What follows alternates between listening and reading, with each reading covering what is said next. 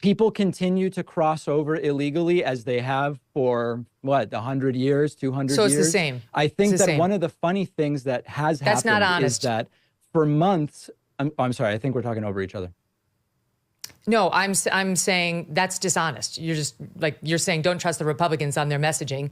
David Pakman finds himself in hot water on Megyn Kelly's show, and it's not a good look. Instead of owning up to the administration's missteps, he falls back into the same routine, dodging, deflecting, and giving polished excuses that don't really land. But Megyn Kelly isn't buying it. She cuts through his talking points and presses him hard, refusing to let him slip away with vague answers. Rather than looking confident, he comes off dismissive, and that only fuels the clash. Incredible desperation. And I have to say, Hogan, this is not a personal attack in any way. You seem like a really nice guy. We don't know each other. There's almost an affirmative action with these Trump folks where if these were football coaches that had lost everything for a decade, they wouldn't, Kayleigh McEnany wouldn't be on Fox News. We wouldn't be going to Hogan and saying, give us your state. They've lost everything. And somehow through some kind of affirmative action, I guess we still hear from them, but they're desperate, Megyn, because this has gone sideways for a decade. Wait, what are you suggesting, David, that because the Republicans have had a rough couple of electoral cycles, everyone who is on Team Trump should just go underground? They shouldn't speak anymore, no, even though he's going to be the Republican nominee? No, I'm glad to hear from Hogan, but there's a degree to which we would say, wait a second, how could his analysis, or it's not about Hogan, how could any of these analyses really accurately reflect reality when these are the analyses that lost them everything in what, 4 or 5 elections in a row? I would approach it with caution. Go ahead, Hogan. What do you think of that? Yeah. Okay. Let's unpack that. By that rationale, I guess we should never hear from Hillary Clinton again either, because she lost. Any Democrat who loses an election, you can't hear from them. Anybody who worked in a White House, worked in administration, shouldn't have a say-so in what's going on in this country. Of course, this is a battle between those who love America and those who hate America, because the positions of both parties they've been clearly articulated now for a long time. And so I think moving into 2024, as we kind of reset, and now we've lived under the failed policies of Joe Biden for the last 4 years, where Americans have been kicked in the teeth. They can't afford gas and groceries. Crimes are spiking all over their communities. Wars are breaking out all over the world. The southern borders bringing in, fentanyl, killing our American citizens, human trafficking, child smuggling. It's all up.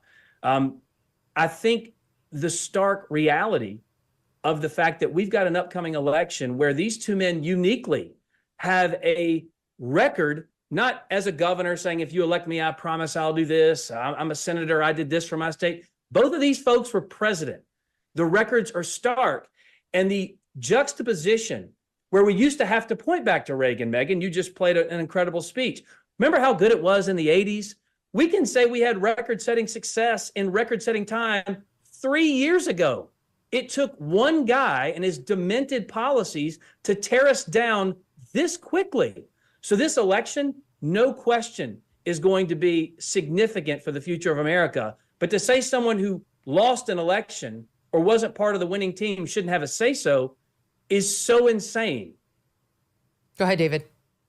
Yeah, no, of course I'm not saying they shouldn't have a say-so. What I'm saying is at this point, it seems clear the American people see through it. And the people who lost 5 elections in a row are not the ones I'd be listening to on policy. Now, with regard to a lot of the stuff that Hogan mentioned there, we can go but one by one or not. I mean, just to pick a couple of things, because there was a lot there. On inflation, I mean, listen, groceries and gas, they were even cheaper under Obama. They were even cheaper under Bush and cheaper under Clinton. I mean, yes, there is inflation. We have not had a deflationary spiral, but inflation's at about 3% right now, which is what every serious economist says is the target. With regard to the record right now, unemployment, I mean, it's almost silly for me to do this because the American people know, but we've never had unemployment below 4%. We've never had unemployment below 4% for this long in 50 years, and it remains there. Wage growth has outpaced inflation. GDP is a completely normal and healthy 3%. It's like people know this. Why don't you try immigration? Because that's in the news today, David. Yeah. Take that one up. Well, I mean, ask me a question about it. What's are we doing better under Joe Biden when it comes to illegal immigration than we were under Trump? How do you define better?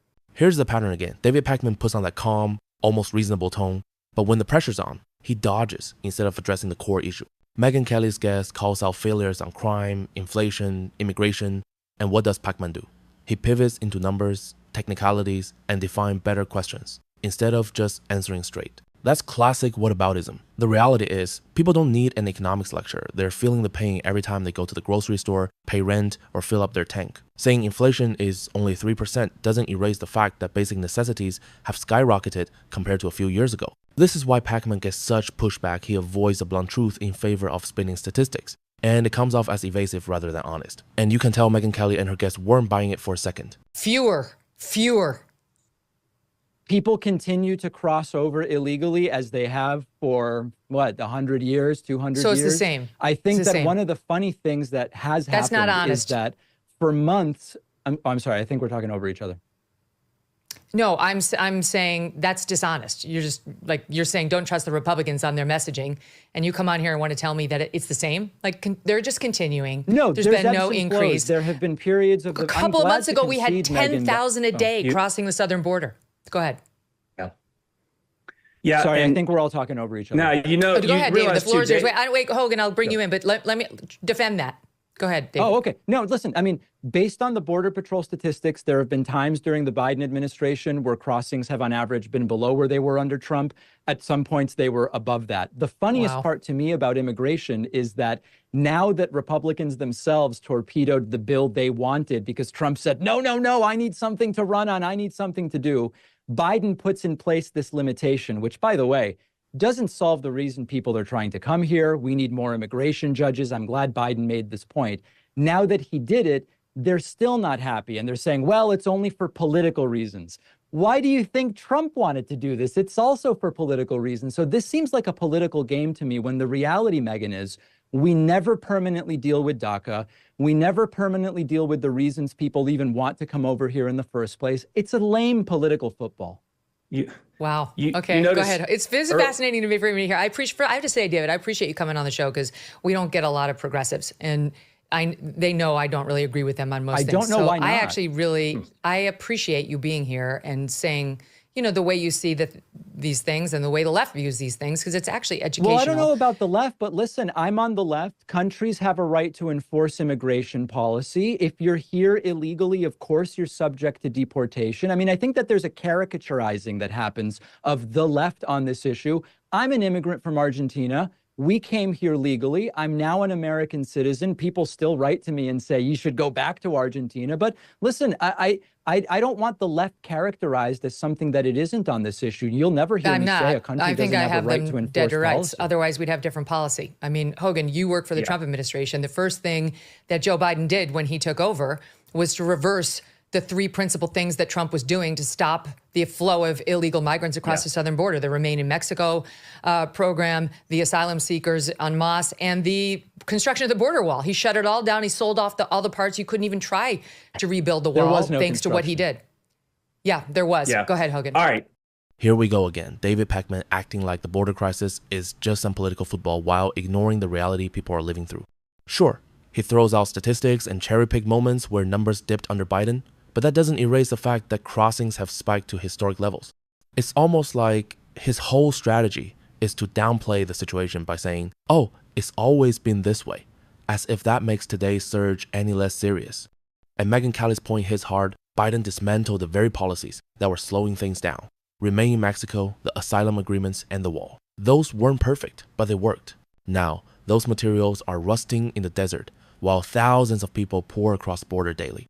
The truth is, Americans are tired of hearing excuses and dismissals when the problem is right in front of their eyes, and no amount of soft talk from Pakman is going to convince people otherwise. Appreciate you watching. Don't forget to like, subscribe, and I'll catch you in the next video.